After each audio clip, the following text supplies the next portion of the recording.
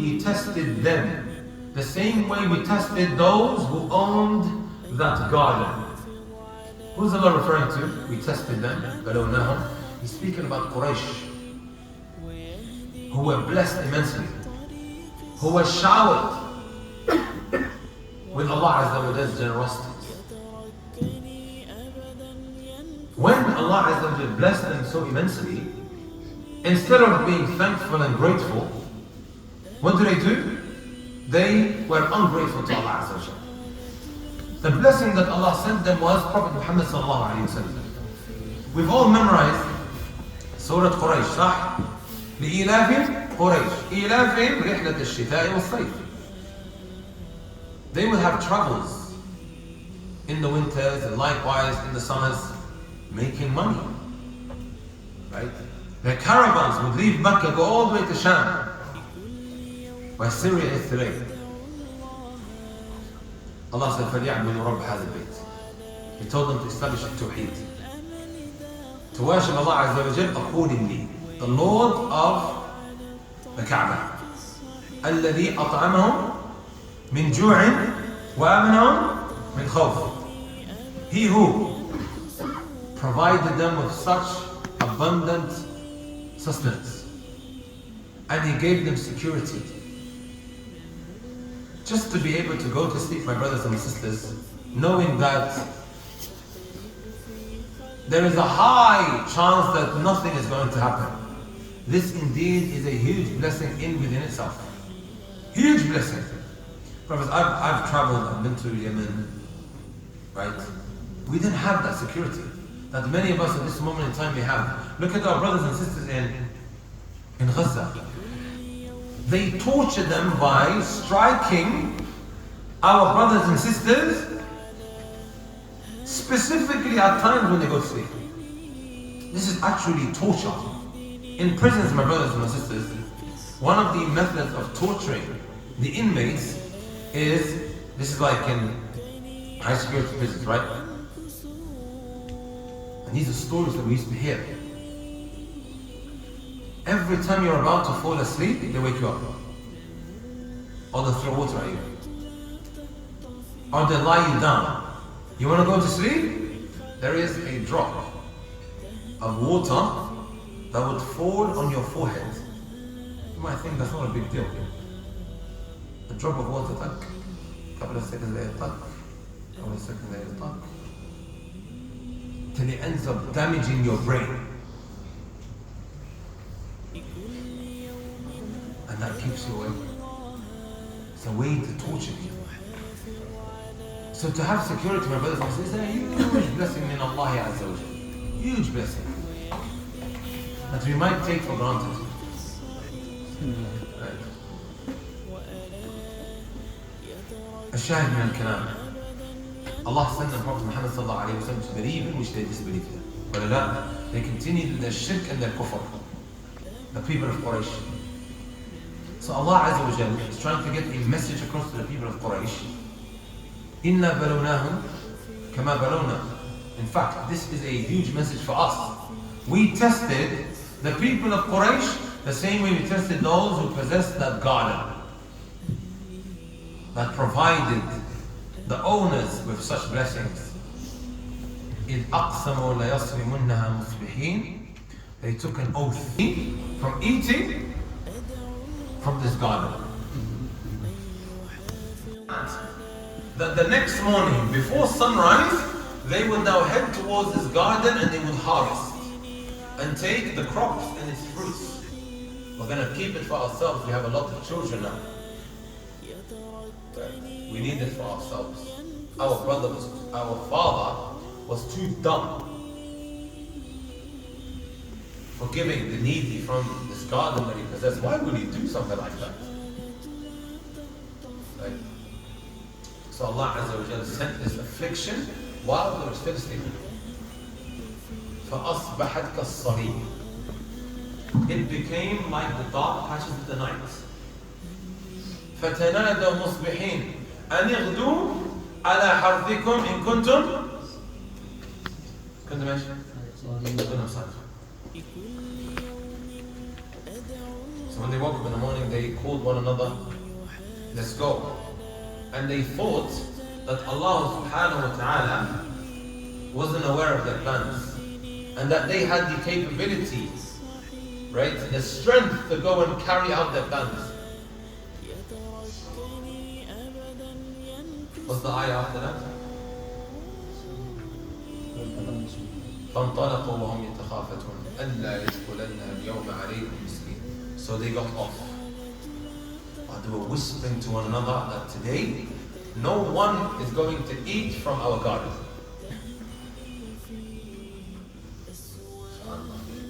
ألا يدخلنها اليوم عليكم مسكين.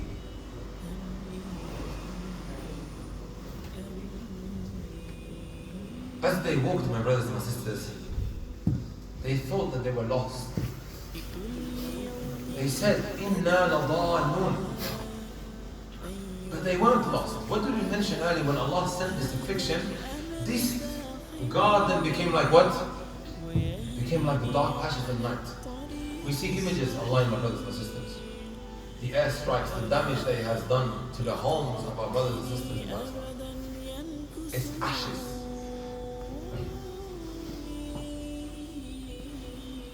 Allah also says to us, قَالَ أَوْسَطُهُمْ أَلَمْ أَقُلْ لَكُمْ لَوْلَا تُسَبِّحُونَ. They أَعْدَدُهُم, the best from amongst them, who actually accompanied to see what was going to happen. Then I used to advise you to do tasbih, to say subhanallah, subhanallah, to conform to Allah Azza wa Jalla's commandments. Didn't I used to advise you guys with this? Right.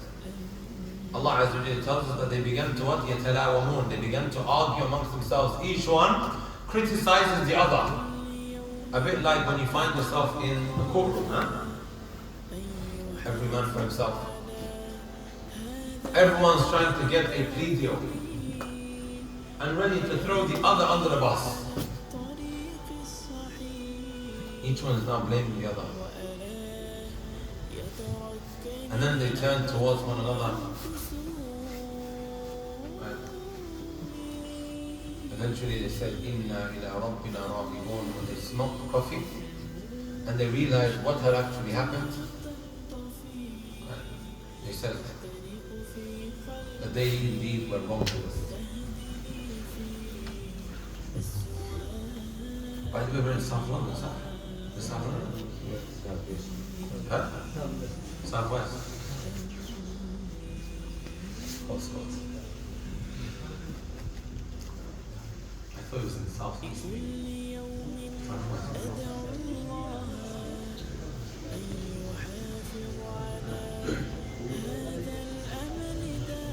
Why are you guys getting excited when I mention close? First benefit, my brothers and sisters, you can lose all of your blessings in a heartbeat. That is without shadow of a doubt extremely possible. You can lose all of your blessings in a heartbeat. That which you possess can be taken away from you like that.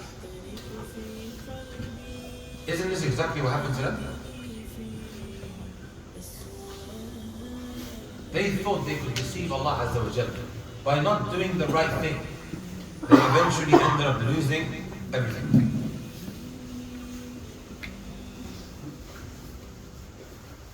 I'll tell you guys of somebody that I knew from Leicester. I asked you guys about the postcode for a reason. Have you guys heard of Stamford Bridge? Where's Stamford Bridge? My brother left Leicester, he went to watch the Chelsea game. Because Chelsea was getting excited. The rubbish in Black brothers, he left Leicester. He went to go and watch the Chelsea game in Stamford Bridge. When he finished the game, a couple of hours later, for Black brothers, it wasn't a stabbing. It wasn't a car accident. Right? All of a sudden, he found himself in a wheelchair, collapsed, not able to speak, not able to communicate, not able to walk. He lost everything. A lot of these blessings that we might take for granted, which Allah tells us about, وَلَوْ شَاءَ اللَّهُ لَذَهَبَ بِسَمْعِهِمْ وَأَبْصَارِهِمْ إِنَّ اللَّهَ عَلَى كُلِّ شَيْءٍ قَدِيرٌ. If Allah wanted, He would remove your ability to hear, your ability to see, that which we might use to disobey Allah Azza wa Jal. Allah is capable of everything. Inna Allah ala kulli shay'in qadir. We visited Him. I visited Him once. It's like an hour's drive from Leicester, from Peterborough. Wallahi, the moment I enter, He's trying to communicate. He's got a whiteboard. And He's writing on there. Allah is writing on His whiteboard. Trying to communicate. A very sad state of affairs that I found. You could lose everything in a heartbeat like this if you don't do the right thing. You know what's even more worse, my brothers and sisters? When you disobey Allah Azza wa Jal, just after having been blessed. And we learned this from the Battle of Uhud. You know when the Messenger Sallallahu Alaihi Wasallam split his army into two. Some he placed on top of the Jabal, the mountain called Rumah. And the other, they lined up, facing up to the disbelievers. Messenger Sallallahu Alaihi Wasallam told the first group who were on that Jabal Rumah, no matter what happens, don't come up. Even if you see eagles, you know eagles coming by and snatching them off the face of the battlefield, don't come up. When the Muslims started chasing the kuffar in the opposite direction, those who were on the mountain began to say, Al-Ghanima, Al-Ghanima, the war booty, the spoils of war. Come on, let's go and get it. You guys know what spoils of war are, right? The war booty. That which now the disbelievers have left behind, the armory and so on and so forth. Khalas, it's finished, let's go. They began to argue amongst themselves. Some are saying, don't, the others, khalas, it's done. So they began to run off. Allah tells us, وَفَشِلْتُمْ, you failed. وَتَنَازَعْتُمْ فِي الْأَمْرِ, they began to argue amongst themselves. Right? And here comes the point that I want you guys to really remember and to never forget. وَعَصَيْتُمْ مِنْ بَعْدِ مَا أَرَاكُمْ مَا تُحِبُّونَ, you disobeyed Allah after He showed you that which you love. You disobeyed Allah after He showed you that which you love. I like what Shaykh ibn Taymiyyah rahimahullah ta'ala mentions when speaking about this verse. He gives a couple of examples. One of the examples that he gives is, a whole year you are begging Allah for a lovely wife that is righteous. You're asking Allah for bushra.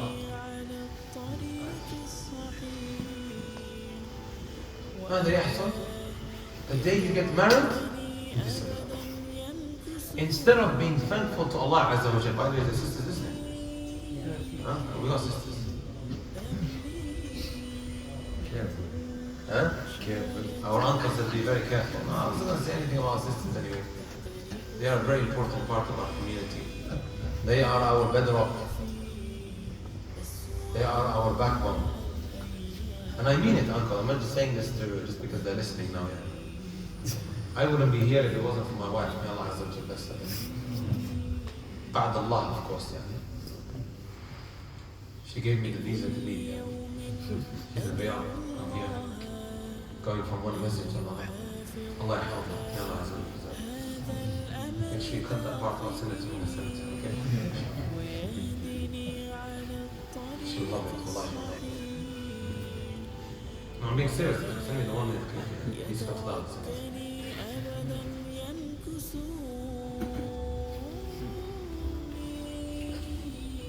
What's the point of it? What's the point I was making? You said sister, shared systems. Yes, I was talking about your making dua the whole year, صح. Both brothers and sisters, they're making dua the whole year. Ya Allah, come to me, I need help. I'm in this very sexualized, filthy society. I need help. Right? Wallah, I got brothers messaging me, especially in the summer, saying, it's fitna. I tell them, stay home. Why are you going to the high street? You have now what? Online orders. You can order grocery online. Everything you need, it will be what? Delivered to you. Why do you need to go to the front or the high street? ولا لا؟ In Leicester, where I'm from, well, I was from there, now I live in Riyadh. If you want to see proper fitna, ya Shaykh, you go where? You go to the city centre. In London here, every 7-8 miles, you find the high street. What is that? So you make dua the whole year. Ya Allah, Ya Allah, Ya Allah, allow me to get married.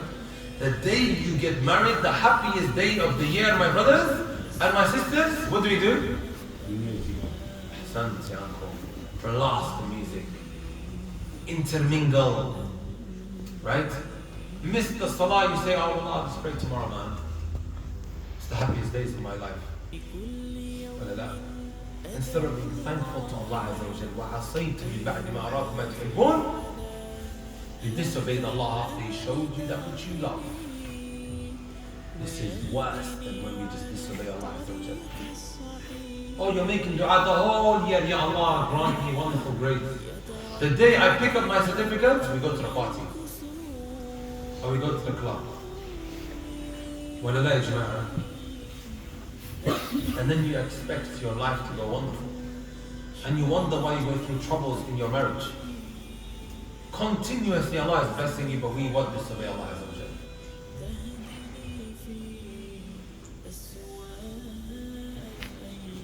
Alhamdulillah, that brother that I told you guys about went to watch the Chelsea game, and then in the evening completely lost the ability to speak and walk and communicate. Found himself in a wheelchair. He's doing very good now. And that brings me to the next point. The next point is, a calamity that brings you closer to Allah is better than a blessing that distances you away from Allah. Isn't this what happened to these guys that we mentioned in Surah Al-Qalam? Right? قالوا سبحان ربنا إنا كنا ظالمين. They turned to Allah, oh Allah, we were indeed what? Wrongdoers.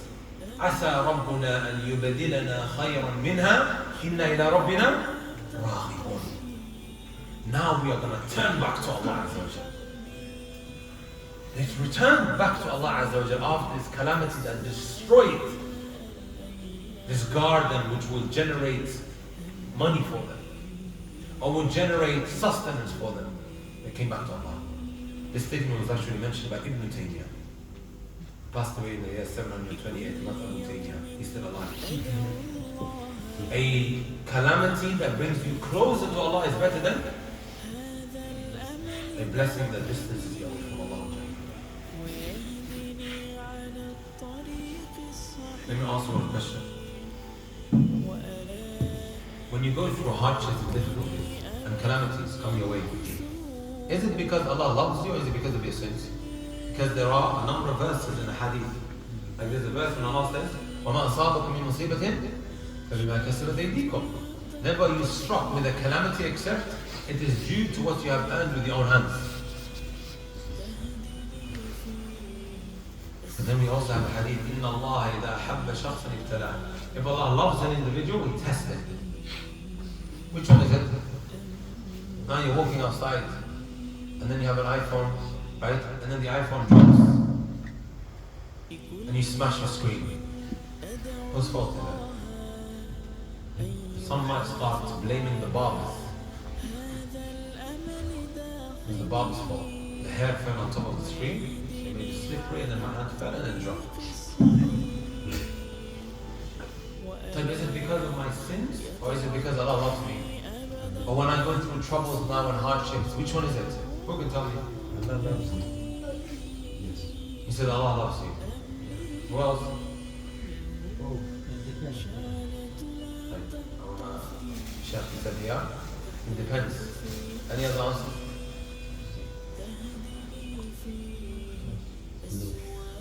No. Huh? Come on, Southwest London. Typically, Allah loves you. That's why. Yeah. Go ahead.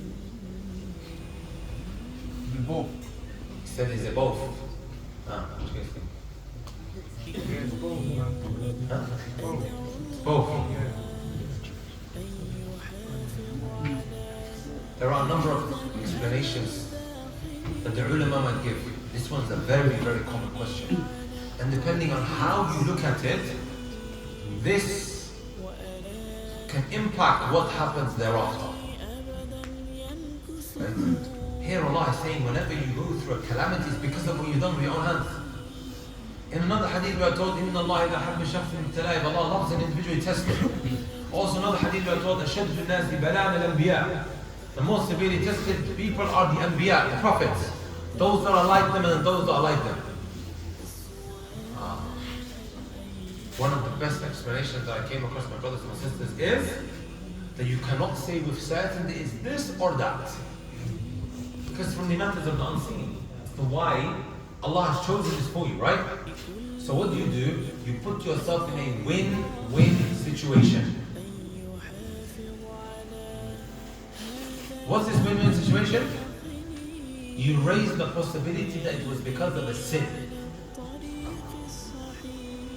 You raise the possibility that you're going through this hardship now because of a sin. This win-win situation is you return back to Allah. If it is because Allah loves you, have you lost out? By repenting to Allah. Have you lost out? You've not lost out. If it was because of a sin and now you're repenting, you're only going to get more and more closer to Allah. That brings me to another point, and that is this benefit of being self-critical. This is the third lesson I want you guys to walk away with. Self-critical. When things start going wrong, the way we are as human beings, right? We are ready to point the finger at everyone except ourselves. Well, not. Huh? It's painful if you do that. Yes, son. Our uncle said it's painful when you do this. He goes like, that's a very good, I'm going to use that in my lectures. That's a good way of putting it. It's easier to do this, but it's hard to do this. It looks very patronizing, finger and in your eye. And it's a lot harder to take a good look at yourself in the mirror. To self-reflect is something most of us might not necessarily want to do.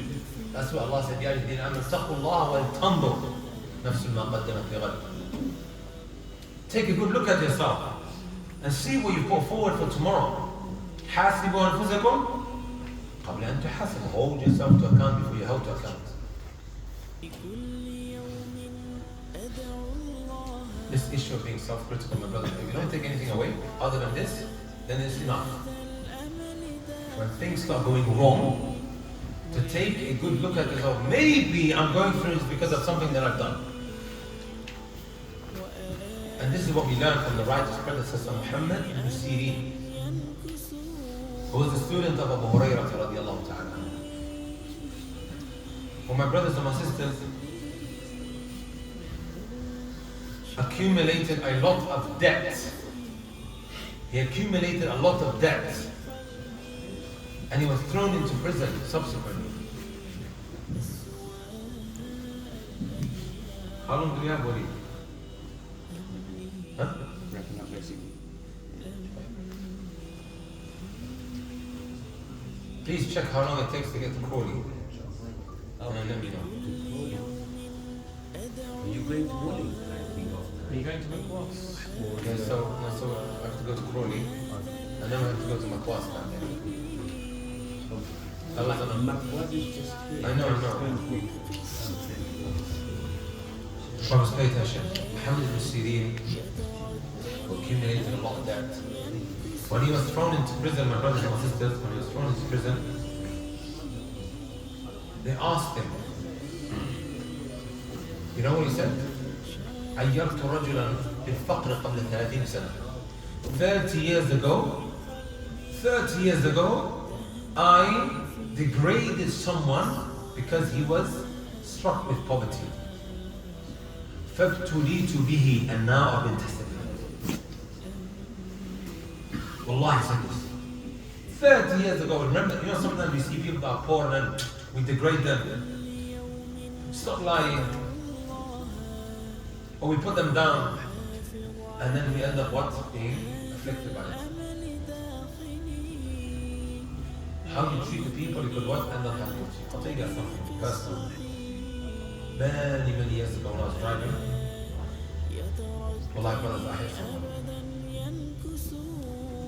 on the side that I hit them on, and the shaitan is saying to me, oh no, it really wasn't a big damage yet. You don't need to kind of stop and at the same time my conscience is saying to me, may have caused some damage.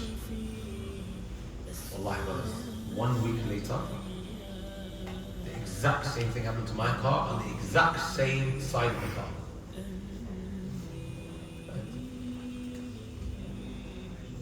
As much as I tried to make excuses for myself, look what Ibn Jawzi says. He says, وَمِثْلُ هَذَا كَثِيرٌ. Examples like this are many. When he's talking about the example of Muhammad Sirin. فَمَا نَزَلَتْ بِي آفَةٌ وَلَا هَمٌ وَلَا ضِيقُ صَدْرٍ إِلَّا بِزَلَلٍ أَعْرِفُهُ. Whenever I'm struck with a calamity or an affliction comes my way, I know exactly why this has happened, because of this sin and that sin. And then he says, حتى يمكننا أن هذا الشيء الفلاني, to the point I can actually pinpoint which exactly one it was. And then he says, وربما تأولت تأويلا فيه البعد فأرى العقوبة. I might start making excuses for myself, and then I begin to see the punishment of it. A bit like me, son. I start making excuses for myself. And then he says, you begin to see the punishment. So when things like this happen, my brothers, when we go through calamities and hardships, we really need to start turning back to Allah. I'm not saying that somebody wronging you it's okay for him to do that. No, of course not. But what do I now do between myself and Allah Azza wa Jalla?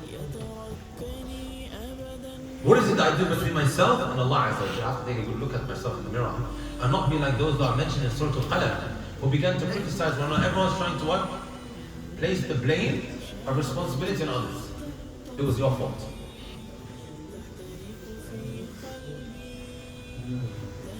But to take a good look at yourself and repent to Allah Azza wa Jalla. To seek istighfar. Ibn Taymiyyah actually says, وإذا رأيت العبد يقع في الناس إذا أدى ولا يرجع الناس باللوم والاستغفار فاعلم أن مصيبته مصيبة حقيقية.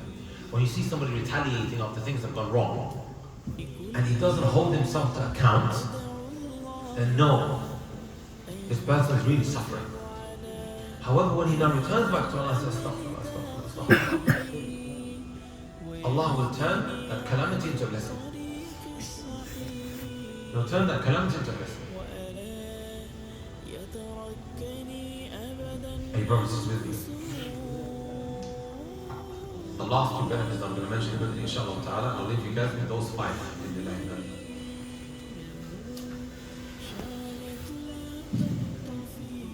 I don't say.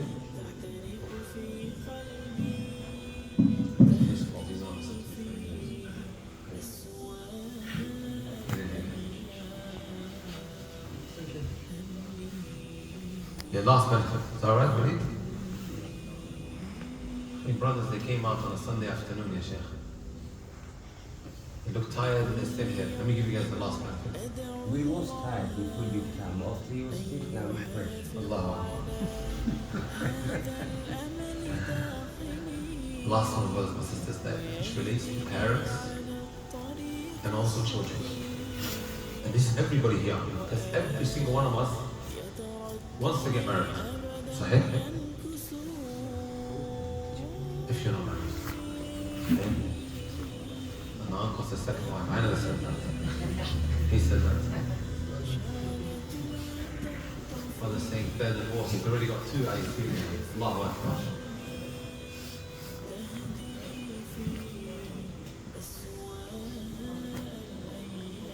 What did they say about their father when he passed away? Do you guys remember?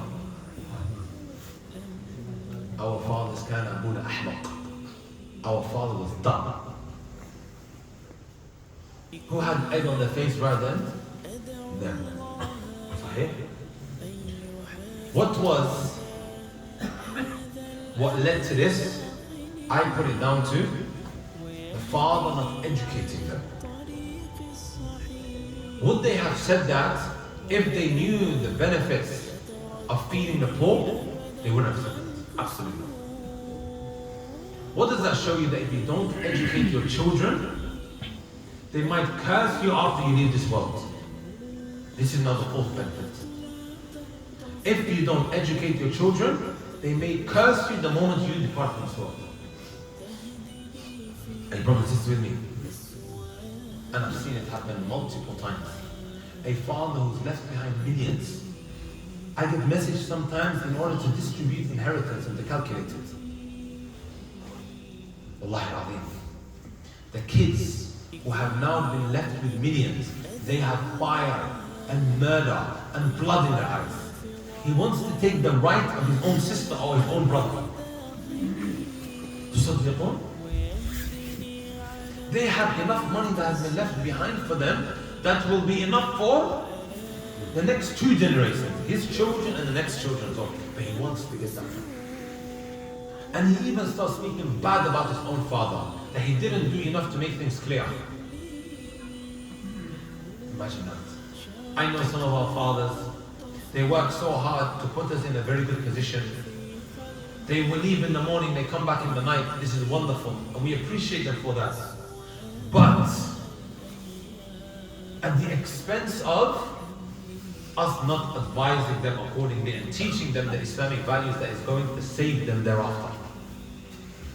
Money can be dangerous, wallah. It can destroy someone. I've witnessed this too many times. Those that have been left with a lot of wealth, not knowing how to manage it, look where they are. Wallahi, whatever we give to our children is a huge responsibility. I know and I understand uncles and fathers that sometimes we give these gadgets to our children because we feel that if we don't give it to them, we will make them feel as if they're being left out. I understand that. There comes a responsibility as we will be asked about everything we are giving to them. ثُمَّ لَتُسْأَلُنَّ يَوْمَئِذٍ عَنِ النَّعِيمِ. You're going to be asked about your blessings. It's mentioned in Surah Al-Takathur. This has been explained as water and dates that you're going to be asked by, let alone anything else. And the last benefit, my brothers and my sisters. Last benefit, inshallah. It was maybe because of their father's righteousness that Allah saved them. We know that if you are righteous, right, this can save your children later on down the line. What's the evidence? You can tell me. Surah, the one that you read every day. أحسن صدق وكان أبوهما صالحا. Their father was righteous. Look up the story. Ibn Abbas, he says that his name was Kasih, their father, of the two orphans. Some even mention that he was the seventh grandfather, seventh generation. And subhanAllah, through that lineage, Allah saved them. Seventh generation. Right? Because of the righteousness of this father. To conclude, if you want your children to be righteous, 5 things. I'm going to give to you guys inshallah. Very, very quickly. This is for everyone here. Even if you don't have children and you're a young man, 15, 16. I can see some very young brothers here. They're in their late teens, right? Some early 20s are here. And you're not married. These are 5 things, brothers. I want you guys to start thinking about it from now. Because I meet a lot of people that are suffering now because they made the wrong decisions. Number 1. Be a righteous individual yourself. Be a righteous individual yourself. And the evidence is Surah Al-Kahf. وَكَانَ أَبُوهُمَا صَالِحًا. These are all from the Quran, by the way. Number 2. Make dua for them. Make dua for them. وَأَصْلِحْ لِي ذُرِّيَّتِي. وَأَصْلِحْ لِي ذُرِّيَّتِي. There's a number of du'as in the Quran where we are taught how to make dua for our wives and our children. Number 3, أقم الصلاة فيهم. رب اجعلني مقيم الصلاة ومن ذريتي. ولا لا? When you pray, pray in front of them.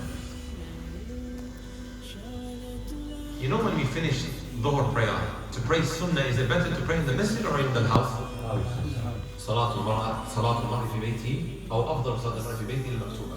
Masjid Salah, the best salah you can pray is a salah in your house, except the obligatory prayers which you do in the masjid. Why? Number one, so you don't turn your house into a graveyard. There's at least some remembrance of Allah there. Secondly, so that your offspring can learn from the role model and the leader of the house. Kids, the conditions are this, that. You don't start teaching them about the pillars of the wudu. They'll either stop making wudu because they're watching their dad do this, their mums do this. Should put on the hijab. They are visual learners. Number four, brothers and sisters, pick a righteous spouse. The right one that you pick can go a very long way in how your kids are brought up. Like, billahi alaykum, would you guys want road girls as your wives? And our sisters, road men. Imagine she's taking your daughter 2 or 3 years of age and she's saluting all the mandam in the I can imagine that everybody knows her. Khalas, I'm done. I can imagine that. She's got the kids and this is what the kids are watching. Are you my sister who chose the guy because he had a flashy nice car? Allahu A'lam what he was doing. And then as soon as you get married, you become pregnant and then you're bringing up the kids to yourself because now he's in prison.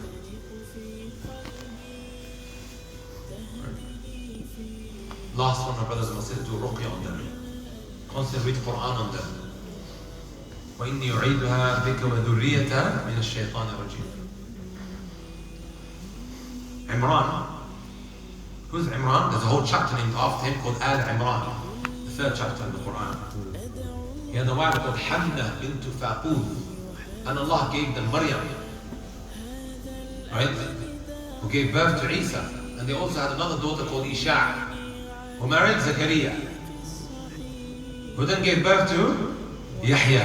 What does that make Isa and Yahya? Cousins.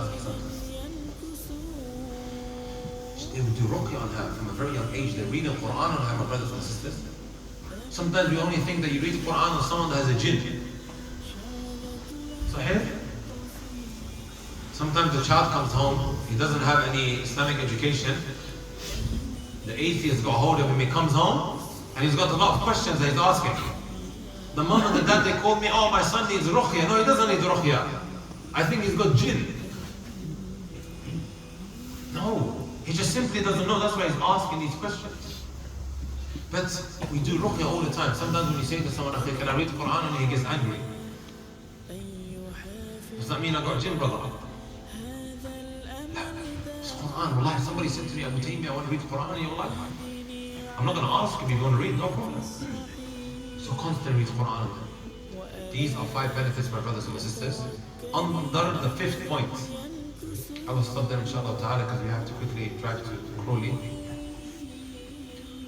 I'm very happy to be here. Thank you for inviting me. It's the first time I think I've come to this whole area. Yeah, I really appreciate it. May Allah Azza wa Jalla allow us to benefit from the remaining days of Ramadan. May Allah Azza wa Jalla allow us to become forgiven. جزاكم الله خيرا سبحانك اللهم وبحمدك أشهد أن لا إله إلا أنت أستغفرك وأتوب إليك. Brothers, I'm giving you all a COVID salam. I know some brothers that are probably going to ask for a selfie. Brothers, inshallah, when I'm leading in Makwas. I heard it's around the corner from here, sir? Yeah. 5 minutes. 5 minutes, inshallah. Maybe I'll see you guys tonight. Yeah? جزاكم الله خير. السلام عليكم ورحمة الله وبركاته.